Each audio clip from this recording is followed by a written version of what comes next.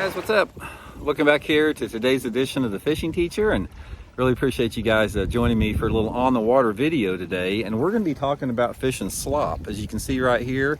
Now, this is not really like emergent vegetation. Slop is something that's a little bit different. It's like, you know, it can be created from algae blooms or a little bit more of a nutrient overload, but it's very common in the summertime of the year in a lot of different bodies of water across the country. It's common in rivers, natural bodies of water, man-made lakes. That requires a little bit different approach.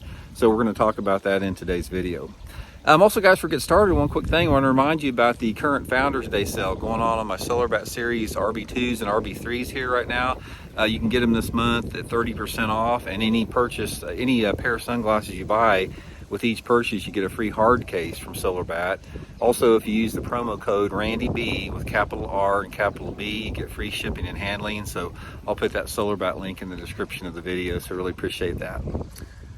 Okay guys, I'm going to turn this around here. I've got a nice little slop area here, very common, and I'm going to sort of turn the camera around here, and I'm going to run through how this lays out and the possible different techniques that you can use to fish this and approach this. So here we got a really prime example of what I call floating slop in the summertime of the year. And like I said, most lakes like this that has floating slop, they may or may not have vegetation in correlation with this. Now you can see right here, like showing the water, there is aquatic vegetation under the water here, but some places you just have the straight slop. In this particular situation, we do have some underwater grass. So it's all unique as how it's laid out. Now, some of these slop areas, you know, the vegetation that goes out away from them here, it'll go way out into the lake based upon, you know, how deep the water is.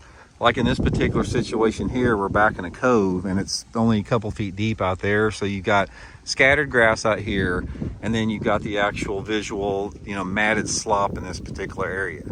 Now, when you're trying to determine where to catch bass in the slop area, you have to realize that these fish can be using the vegetation that's out more in open water here, the emergent vegetation that's under the water, or they can be underneath the slop itself here.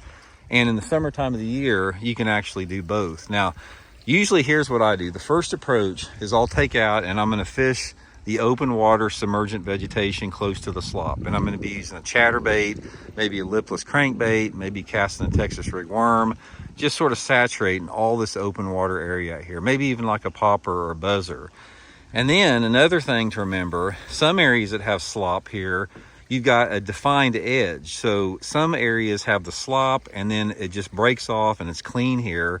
A lot of times those fish will be right along the edge here, and you can cast a Texas rig worm, weightless Cinco or something like that, maybe even run a chatterbait or a spinnerbait around it.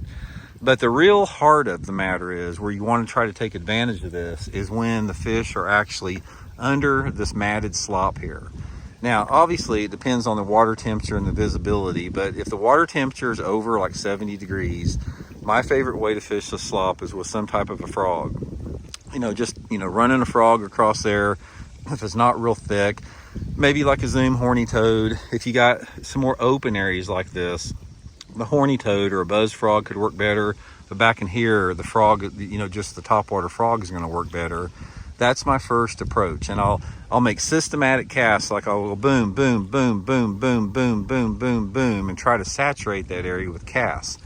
Now, if that doesn't work, the next thing I do is I start probing this slop area by pitching and flipping. So I'll take like a Zoom Z hog or a beaver or something like that, put it on a 1/2 ounce sinker, maybe 3/4 ounce, depending on how thick it is, and I'll just flip and pitch back in there. I'll start out on the edge, and then I may flip and pitch 20 or 30 foot back in there. Sometimes that's a good way to catch them. Now, the thing to remember, and this is one of the ways I've done really good, is if you throw a frog in there and you get a frog to blow up, make sure you have your pitching and flipping rig ready to go right in behind it. I almost won a Bassmaster Invitational up at the Hudson River doing that. I finished 3rd in the tournament and almost won it. And half my fish came on the frog, half of them came after they blew up the frog, and I pitched in there and caught them on a creature bait. Also with the slop here, guys, you know, you never know where they're going to be. They could be in there close to the bank. Just have to fish everything. I mean, don't leave any stone unturned, but this is great cover. It's great habitat for the bass, especially this time of year. One of the reasons the slop is so productive is this provides a lot of cover for the entire food chain. You know, it's got, you got your algae, you got your plankton, you got your microscopic organisms, you got minnows and perch feeding on this stuff. You got minnows and perch up actually in the grass feeding on everything that's up in here. And obviously you're gonna have the bass with it. So it's a really good, just all around the ecosystem for that. And a lot of it, as you can see out here behind us, a lot of times you just got to cover water, because you can't really pull up to one of these slop mats and know if there's a fish that's going to be there unless you fish through it. And like I said, the 3 ways that you primarily want to fish: chatterbait on the outside, frog, or flipping on the inside, and just cover water.